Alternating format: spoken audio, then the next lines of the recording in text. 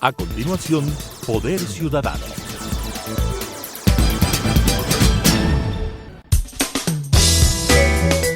Clasificación B, bajo supervisión de un adulto. Las opiniones vertidas en este espacio por la producción y dirección del programa son de exclusiva responsabilidad de sus autores y de quienes intervienen en ellos. Telesucesos Canal 29 UHF presenta Poder Ciudadano, una ventana construida desde la visión plural ciudadana para la expresión de sus anhelos, demandas y aspiraciones, con la conducción del doctor Patricio Gijón. Poder Ciudadano. Cordiales saludos. En la madrugada del 1 de julio, Quito despertó con la angustia de un prolongado sismo de una magnitud de 4.4, cuyo epicentro había sido localizado a unos 12 kilómetros de la ciudad, cerca de la población de Puembo, y a una profundidad de 5 kilómetros. Mi invitado de esta noche es un académico investigador muy respetado en el Ecuador y en el exterior, cofundador del Instituto Geofísico del Ecuador. Durante 15 años lideró la creación y el desarrollo del Servicio Nacional de Sismología y Vulcanología en nuestro país. Mi invitado es el señor ingeniero y PhD, Hugo Yepes, quien además ha dirigido y diseñado proyectos para evaluación y mitigación del riesgo y preparación de emergencias en nuestro país. Tras darle la más cordial bienvenida a Hugo, le consulto por qué los quiteños sentimos muy fuerte el sismo de la madrugada del 1 de julio. Bienvenido, buenas noches. Buenas noches, Patricio, gracias por la invitación. A ver, el sismo del 1 de julio en realidad es un sismo pequeño. Pequeño. Parece grande, parece que está sentido muy fuerte, pero es de un sismo pequeño de poca magnitud. La magnitud recalculada final por el Instituto Geofísico fue 4.2, pero la razón de sentirlo más claramente es porque su profundidad es muy baja, muy pequeña en relación a donde nosotros estamos, ¿no? Este fue un sismo que estaba dentro de los primeros 10 kilómetros de profundidad. Hablar de 5 kilómetros establece en sismología una profundidad más bien pequeña. Sí, porque los sismos pueden estar muy cerca de la superficie, incluso las fallas geológicas romper la superficie, pero otros, como los de la famosa subducción, donde fue el terremoto del 2016, todo lo del cinturón de fuego del Pacífico, están más en el orden de los 20, 30 kilómetros, y hay otros más profundos que están en el orden de los 150 kilómetros, y los más profundos 600 kilómetros. Entonces, el que esté muy cerca hace que la energía no se atenúe, llegue directamente a donde estamos quienes sentimos o a las estructuras que reaccionan frente a estos movimientos, y que, claro, tenga mucha más percepción o tenga mucha más, ya en términos un poco más técnicos, más aceleraciones respecto a aquellos que son más profundos. Poco para dar una idea de esto, estamos hablando de energías, ¿no? Pero supongamos que tenemos un parlante y le ponemos un volumen alto, ¿no? A 20 metros yo lo oigo claramente, a 10 metros me molesta. A 50 metros sé que hay música y oigo los sonidos bajos, pero a 5 metros ya es perturbante y si me pongo en el oído, me daña el oído. Te puede reventar el tímpano. Exactamente, ¿no? Entonces, Qué esa bien distancia graficado. Yo agradezco al ingeniero Yepes porque de esta manera podemos entender de manera mucho más sencilla cuál es el fenómeno, por qué se lo siente con mayor fuerza si es que es a unos 5 kilómetros. Exacto. Y con este ejemplo del parlante nos queda claro. El Ecuador es un país que tiene una serie de amenazas de desastres naturales. Para hablar de temas de la sismología, ¿cuáles son las principales fallas o las principales amenazas que tiene el Ecuador? A ver, El Ecuador, como dice la canción también, tiene de todo, en términos de sismología también, porque estamos en el cinturón de fuego del Pacífico. Eso quiere decir que la placa de Nazca está empujando permanentemente contra el continente y por un tema de pesos mayores, de densidades, se hunde debajo del continente y ahí se provocan los sismos, los terremotos que hablábamos de la subducción como el del 2016, pero que es una sola muestra de lo que ya ha ocurrido en la historia. Entonces, terremotos de subducción que rompen segmentos de 100 kilómetros de largo o más, que rompen a anchuras de ese segmento donde hay el rozamiento, que son de 20, 30 kilómetros, en profundidades de 20 a 40 kilómetros. Tenemos el gran terremoto en 1906, que fue un 8.8, de los 10 más fuertes en toda la historia del mundo del registro sismológico ya con instrumentos que hay. Y luego ese terremoto, ¿a qué zona afectó más? Estamos hablando de la parte más activa de la subducción, que es desde Bahía hacia el norte hasta el límite con Colombia y desde Colombia desde Tumaco hasta Buenaventura. La zona de la costa norte del Ecuador, en definitiva. Centro norte del Ecuador. Y el mayor terremoto registrado a nivel mundial se dio en esa zona. No, dentro de los 10 primeros. Ya. De magnitud 8.8. El más grande a nivel mundial también está en la zona de subducción. Es en 1960 en el sur de Chile, en Valdivia, de magnitud 9.5. ¿Y de qué depende que choquen estas capas y la fuerza del impacto? La Tierra tiene una capa superficial que está en permanente renovación y crecimiento en términos geológicos. La Tierra es un ser vivo. Sí, totalmente, ¿no? Dentro de sus 4.500 millones de años ha evolucionado muchísimo. Por eso también alguien que tenga un poco de visión de la geografía ve que la parte de Brasil de Sudamérica, es decir, la parte oriental, ¿no?, que tiene esta forma convexa, calza perfectamente en la parte de África. Africana, ¿cómo no? Y en el medio hay una zona de volcanes y de cordillera submarina que tiene la misma forma también. Y lo que sucede es que ahí hace unos 200 millones de años, ese supercontinente que era África y América unidos empezó a separarse, porque en este ser vivo que es la Tierra viene un proceso interno de salida de gran cantidad de material de magma y se va abriendo y se va empujando todo lo que hay arriba de manera permanente. Estos son entonces fenómenos naturales propios de un ser vivo que es el planeta Tierra. Y permanentes además, ¿no? Y permanentes, o sea, tenemos que aprender a convivir con ellos. Nuestra especie humana es temporal aquí en la Tierra. Y dentro de lo que tiene la especie humana, que pueden ser par de millones de años, no estamos hablando básicamente sino de un 1% de lo que África se empezó a separar de América y seguirá separándose. Y seguirá y pervivirá a pesar de que nuestra raza humana ya desaparezca o ya evolucione. Este que es un tema apasionante y que tiene relación directa con la especie humana, con el globo terrestre, con lo que significa toda la evolución de una serie de circunstancias geofísicas que se vienen dando. Más allá de eso, te invito a retornar a nuestro hermoso país que tiene de todo. Y en nuestro país que tiene de todo, pues existen graves amenazas de orden natural. No solamente estamos hablando de los sismos, de los terremotos, estamos hablando también de desbordes. Estamos hablando de una serie de tragedias que vemos que vienen ocurriendo, que destrozan caminos, poblaciones, ocasionan pérdidas de vidas y de bienes. Entonces, la pregunta es, ¿el Ecuador está suficientemente preparado? ¿Hay una adecuada no solo legislación, sino también educación y conocimiento para qué hacer y cómo reaccionar frente a esto que de todas maneras algún momento lo vamos a tener que vivir? Voy a eso.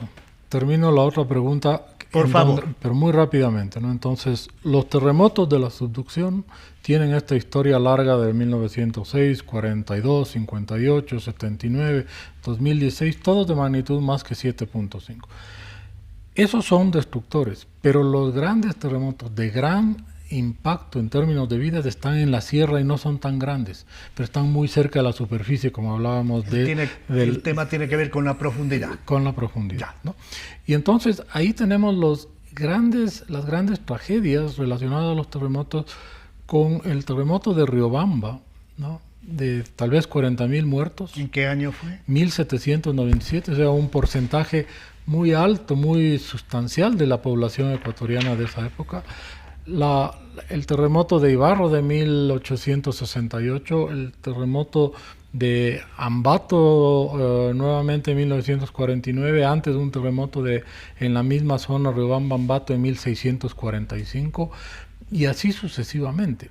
Y en esto, las víctimas por esos terremotos son del orden de los 60, 70 mil, según el conteo que se haga, ¿no? Entonces, muy sustancial, en donde el país tenía 600.000 habitantes, o sea, un 10% de la población. ¿Cuál ha sido la magnitud del terremoto o del suceso sismológico más fuerte que ha sentido el Ecuador? Ese de 1906 de magnitud 8.8, pero el que más personas ha matado es un 7.6 en la falla de Payatanga, que se conoce, que es otra forma de generar los terremotos, en 1797 con la destrucción desde Alausí hasta Machache.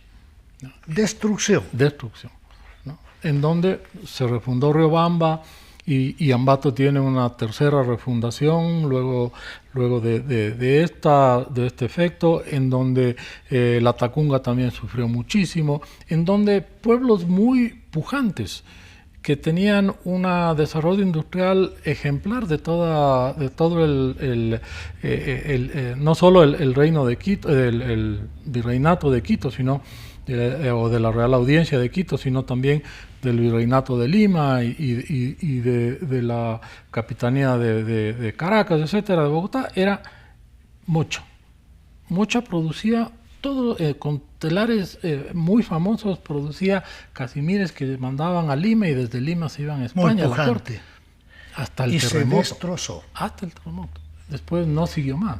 Hugo, ¿tú tienes un registro de cuál de estos eventos sismológicos causó mayores pérdidas de vidas humanas? Ese de 1797. ¿Cuántas? ¿No? Del orden de las 40.000. 40.000. ¿Y por qué del orden nada más? Porque en esa época no solo que no había una buena manera de contabilizar las víctimas, sino que la condición humana misma era diferente, en el sentido de que reportes, por ejemplo, del presidente de la Real Audiencia, el rey de España, decía que murieron tantos clérigos, españoles, criollos, mestizos, negros, y entre el ganado y los indios murieron tantos. Increíble, al final los indios. No, y dentro de lo que significaba los bienes de la hacienda, porque había esclavitud. Claro. No, entonces muy difícil de contabilizar, pero, Hugo, pero estas son las... En el caso de Quito, quiero traerte a Quito. Tenemos una o dos fallas geológicas. ¿Cómo está dentro de Quito la parte ya geológica? Bueno, Quito está a 2.850 metros de altura. ¿No? Y los quiteños bajamos al Valle de los Chillos, bajamos al Valle de Tumbaco, bajamos a Calderón, bajamos a Tambillo, por una cara de la falla geológica de Quito, porque bajamos a 2.500, 2.400 metros de altura, que es el Valle Interandino. Esto es producto del permanente movimiento, permanente en términos geológicos, de una falla inversa, una falla que va en un plano inclinado así en contra de la gravedad. Si yo dejo algo aquí, se resbala así, en este caso sube y sube. Es una falla que va en forma contraria a la gravedad, choca hacia arriba. Exactamente, le empuja, ¿no? Le empuja. Le empuja. Ese empuje viene de la subducción, viene de lo que hablábamos al principio, que la placa de Nazca se mueve 6 centímetros por año permanentemente. ¿Ese tipo de falla no es más difícil que opere?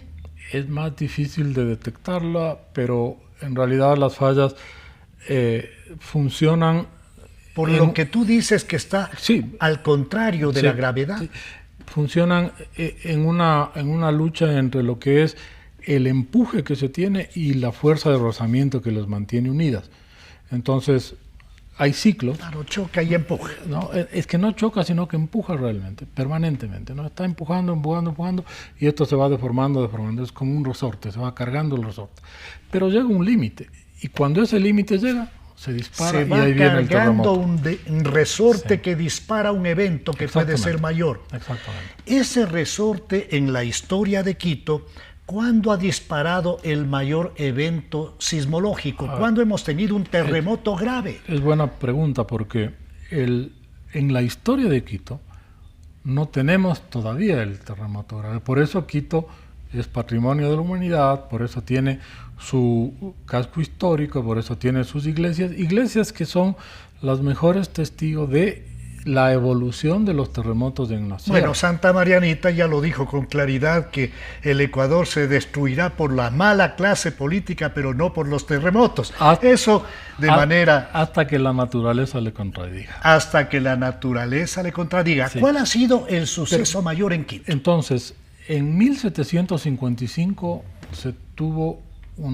tuvieron una serie de sismos locales de la falla de Quito que dañaron la catedral, dañaron una serie de iglesias, pero sin haber destruido parte de la catedral, parte de algunas iglesias, la los torre campanarios. fundamentalmente, ¿no? Las torres que son las más esbeltas y las que más se mueven. Pero previamente, haciendo estudios de paleosismología, en más o menos hace unos 800 años, antes del presente, 850 tal vez, se tiene un evento que sí es de carácter destructor y destruyó todo lo que había aquí, pero no conocemos lo que había aquí, ¿no? Y los asentamientos eran más Y precarios. en este evento de 1755, ¿de qué magnitud fue? No se podía establecer, pero Más o menos. por ser muy pequeño, por no haber afectado las poblaciones distantes de Machachi, peor la Tacunga, Ibarra, yo diría que fue del orden de los 5.5, más o menos, ¿no? Entonces, un orden de magnitud y un poco más que el que sentimos en la madrugada No del lunes. quiero que tú hagas de futurólogo ni tampoco de lector de una bola de cristal, pero de acuerdo a los estudios científicos del ingeniero Hugo Yepes, de la información que él tiene, ¿Quito debería prepararse para un evento grande?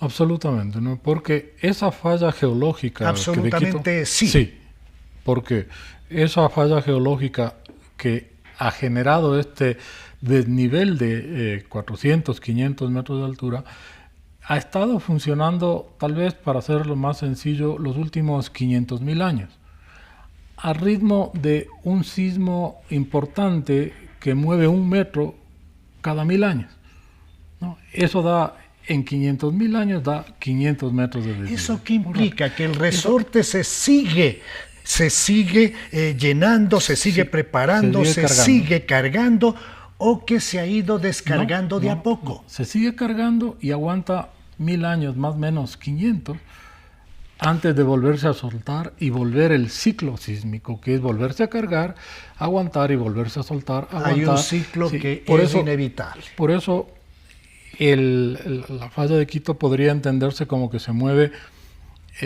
a grosso modo 1 metro cada 1000 años. Y 1 metro cada 1000 años implica un terremoto de magnitud 7 cada 1000 años en ese segmento de la falla, en ese desarrollo de la falla. Y en esa línea de tiempo de que puede haber un evento muy grande cada 1000 años, ¿en qué momento estaremos en este instante? Claro, no lo conocemos, sin embargo, hay dos aspectos. La paleosismología nos dice que hubo uno hace 800, o sea, en el último milenio de la falla, ¿no? Entonces, y que además la historia nos dice que Quito no ha tenido nada por los 480 y cerca de años de historia que tiene, ¿no? Y además hay una cosa, ¿no? Los demás de la zona ya han sido refundados y destruidos y refundados. Vamos a Ibarra a la fiesta del retorno a fundar la ciudad. Vamos a la Mama Negra en la Tacunga, es una conjunción del Cotopaxi del terremoto de 1757. Vamos a Ambato, 3 refundaciones. Vamos a Rebamba, una refundación, una relocalización. Quito debería estar ahí al sur. Las personas que me están escuchando y nos están atendiendo en esta noche, no me van a disculpar si es que no le consulto al ingeniero Yepes si él, como asesor que estuvo en la alcaldía de Quito, logró llevar adelante un trabajo positivo en favor de una legislación que busque mitigar, porque no se puede hacer otra cosa, y educar de mejor forma a la población, por un lado, y por otro lado, ¿qué tiene que hacer? ¿Cuáles son los aspectos fundamentales que debe tomar en cuenta un ciudadano para ponerse lejos de peligro, para hablar únicamente de uno de los riesgos naturales, de los temas que tienen que ver con los terremotos? A ver, hay, yo diría, dos niveles en tema de la legislación, en tema de lo que significa generar políticas públicas, ¿no? Uno es del nacional y otro es del local. En el nacional, ¿no?, que no es un tema de mi gestión ni nada por el estilo, se ha aprobado ya la ley de gestión de riesgos en este año. Eso da un marco legal que siempre fue reclamado para poder desarrollar en base a ese marco legal una serie de acciones para los aspectos fundamentales que serían la prevención, la atención los preparativos para respuesta y atención, la atención y la recuperación, ¿no? Y en el caso de los gobiernos autónomos descentralizados del municipio de Quito, obviamente tienen sus propias ordenanzas y sus propias regulaciones, porque son los GATS los responsables finalmente del territorio, ¿no? Y entonces ahí es necesario entender que o más bien dicho, desenmarañar que hay una imbricación entre los dos niveles. Debería haber una coordinación absolutamente racional, pero son los GATS los que tienen en este momento mayor posibilidad de ejercer a través de legislación interna, ejercer un espacio de prevención. Sí. Pero lo que yo he visto es que básicamente dentro de la conceptualización, en primer lugar la conceptualización y la forma de ver que tenemos nosotros los ecuatorianos por una cultura mal desarrollada y poco atendida también en prevención de riesgos, es solo estar listos para atención. ¿Qué tengo que hacer si es que tiembla? ¿Dónde está la mochila? El punto de encuentro, pero no, ¿qué tengo que hacer para que no haya el desastre? Sobre todo cuando se puede evitarlo. Por ejemplo, los temas que hemos visto en la Gasca eran perfectamente controlables. Si es que había limpieza oportuna de quebradas, si es que había información a la población. No, porque, a ver, eso es parte de lo que no hacemos bien. Y voy a la Gasca, pero para terminar la idea que tenía, yo veo que hay en estos dos niveles, ¿no?, un echarse la pelotita. A ver, tú dime qué hago y yo hago, pero de la otra parte dice, bueno, tú sabrás lo que haces porque a ti te toca. Y entonces en este ir y venir y en este tira de afloje en realidad no se hace mayor cosa, ¿no? No se hace esto que sería, a ver, establecer planes de largo plazo, políticas de largo plazo, establecer los financiamientos para esos planes y que se ejecuten esos planes en los niveles que le correspondan. ¿Cómo no? ¿No? Pero para ir a la Gasca, perdón la introducción, entonces, ¿qué pasa en la Gasca? En la Gasca son lluvias muy intensas que hacen que en la parte alta de la quebrada del Tejado, una quebrada lineal que en 1000 metros de linearidad es... Todos los quiteños mañana como deber, perdonen, pero la parte académica me sale, ¿no?, ver hacia el Pichincha y ver la única quebrada que es totalmente rectilínea, que empieza en un pequeño triángulo. Esa es la quebrada del Tejado. Hugo, te quiero plantear algo. Pero en esa, cuando hay un pequeño deslizamiento arriba, con esa linearidad, va formándose lo que sería una bola de nieve, y lo que está abajo, no importa que esté sucio o no, fue sobrepasado en el orden de muchísimos temas. El corto tiempo de este programa me lleva a plantearte la posibilidad de que en otras ocasiones abordemos una serie de temas que han quedado realmente al margen por la imposibilidad de abordar todos a la vez. Te pido que nos dirijas un mensaje en el que de alguna manera exista una sugerencia concreta y práctica para quienes tenemos un enorme recelo de no conocer cuáles son las normas elementales de conducta ante una presencia de un sismo mayor. A ver, tenemos que tener muy claro que Quito tiene una muy fuerte amenaza desde el punto de vista sísmico. No se pueden predecir los terremotos, sí se pueden saber en dónde podrían ocurrir en la falla de Quito, los tamaños, estamos hablando de que pueden ser mayores que 6, o sea, mucho más fuertes que los que sentimos, el cuándo no se puede establecer. Esa es la falta de capacidad de la ciencia para la predicción.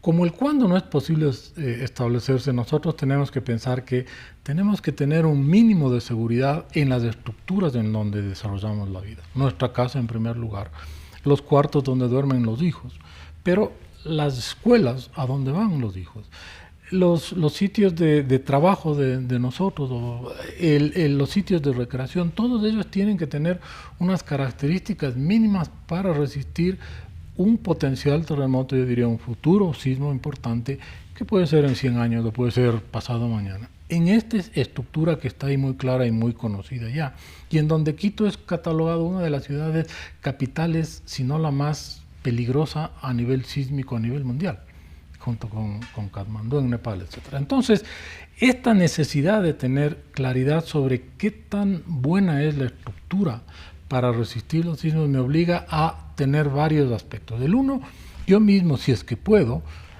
apoyarme en la ingeniería para ver qué tan fuerte, qué tan buena es y qué puedo hacer yo para, de alguna manera, mejorarla.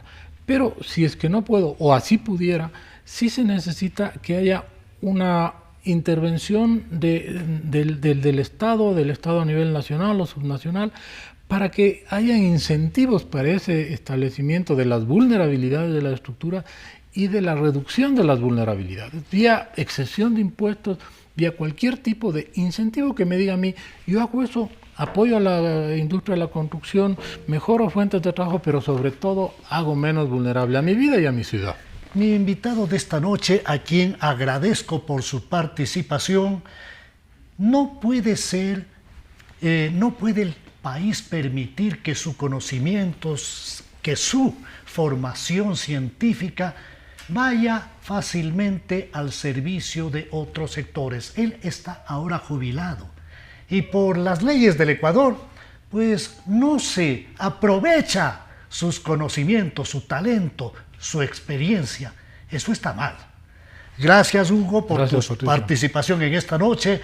Con ustedes nos volvemos a encontrar en la señal de Telesucesos el próximo viernes a las 19:30, el domingo a las 21:30 y luego estaremos en redes sociales. Una buena noche. Las opiniones vertidas en este espacio por la producción y dirección del programa son de exclusiva responsabilidad de sus autores y de quienes intervienen en ellos.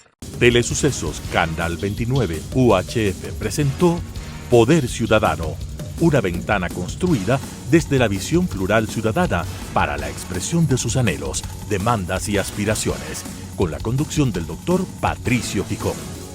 Poder Ciudadano.